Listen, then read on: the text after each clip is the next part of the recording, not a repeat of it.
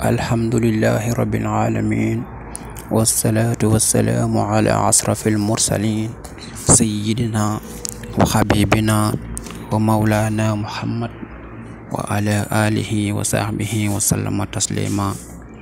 Assalamu alaikum wa rahmatullahi wa barakatuh. Chers frères et sœurs, votre chaîne Secret Zahir ak Batin revient aujourd'hui pour vous donner une nouvelle recette, Inch'Allah, qui va concerner un secret pour trouver une femme ou bien un mari le plus rapidement possible, Inch'Allah. Mais avant cela, je vous demande d'abonner à cette chaîne, d'aimer la vidéo et de la partager. À tous ceux et celles qui souhaitent se marier, faites ce zikr pendant 7 jours, Inch'Allah. Il est à faire le matin après la prière de Fajr ou bien à n'importe quelle heure de la nuit.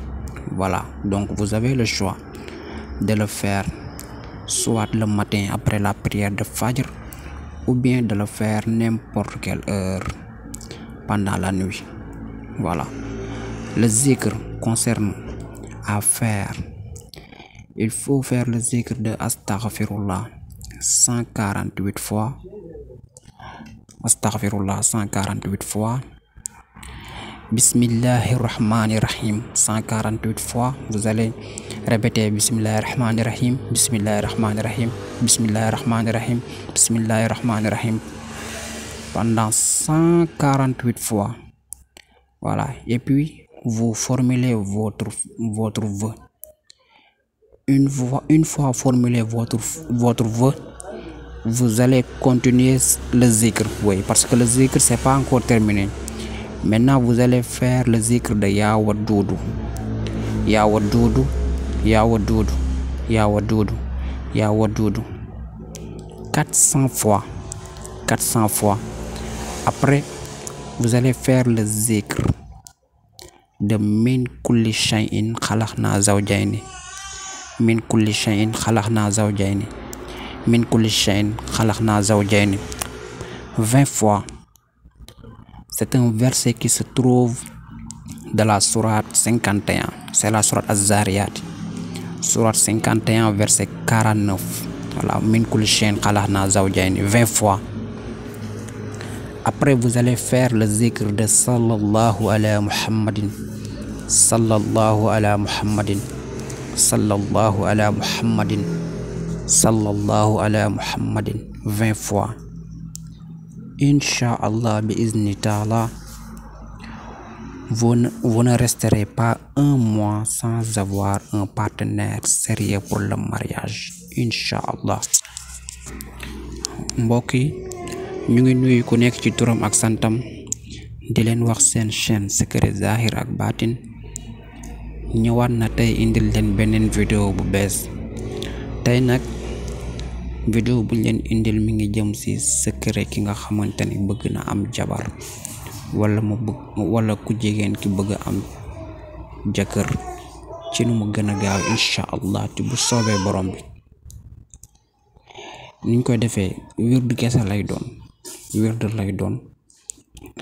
bi nag suba si nga koy def ginnaaw bi nga jullee fajar ba pare ngay toog nga def wird bi, wala bu la neexee tamit nga def ko guddi gi heure bu la neex rek nga def ko. waaw, yaay tànn soit da ngay jël suba si nga def ko ginnaaw ba nga jullee fajar ba pare, bu la neexee nag nga jël par guddi gi nga koy def par guddi gi. waaw, guddi gi moom heure bu la neex rek boo amee temps guddi gi nga def ko, Inch'Allah. nan lañ koy defee? da ngay wird Astaghfirullah ngay wird 148 fois, muy téeméer ak ñeent fukk ak juróom ñett. Astaghfirullah. boo paree nga teg ci Bismillahirrahmanirrahim, Bismillahirrahmanirrahim, Bismillahirrahmanirrahim, Bismillahirrahmanirrahim ba mat tamit 148 fois, muy téeméer ak ñeent fukk ak juróom ñett.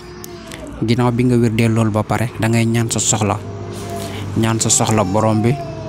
waaw nga ñaan borom bi sa soxla bu dee góor nga ñaan ko jabar soxna bu dee jigéen nga ñaan ko jëkkër insha allahu rabbi. ginnaaw bi nga ñaane sa soxla ba pare wirde bi des na danga koy continuer nga wirde yaa waduudu yaa waduudu yaa waduudu yaa waduudu yaa waduudu ba mat 400 fois muy ñeenti téeméeri yoon. ginnaaw bi nga wirdee loolu ba pare danga ci teg min kulli shay'in xalaxnaa zawjayni min kulli shay'in xalaxnaa zawjayni min kulli shay'in xalaxnaa zawjayni nga wirdu ko 20 fois muy ñaar fukki yoon. loolu benn aaya la bu nekk ci surat az-Zariyat muy surat 51 verset 49 mooy surat juróom fukk ak benn bi aaya ñeent fukk ak juróom ñeent foofu la aaya bi nekk. moom ngay wird ñaar fukki yoon boobu. ginnaaw bi nga paree loolu nga teg ci sallallahu ala muhammadin sallallahu ala muhammadin sallallahu ala muhammadin sallallahu ala muhammadin nga wird ko 20 fois muy ñaar fukki yoon moom nga koy wird insha allahu rabbi. mbokk yi képp ku def lii comme ni ñu la ko waxee insha allahu rabbi du mat weer insha allah te gisoo bu dee góor te doo gis jigéen ju baax boo xamante ne mun nga ko jël soxna. bu dee jigéen nga wirdi li insha allah nga defee ko comme ni ñu la ko waxee insha allahu rabbi du mat weer te doo gis góor gu baax gu sérieux boo xamante ni c'est-à-dire di nga gis góor gu baax goo mën a nekkal insha allahu rabbi koo xamante ni soxna rek moo koy tax a jóg insha allah. kon tey loolu la leen indiloon di leen dig daje ba beneen yoon ci beneen vidéo insha allah jërë ngeen jëf.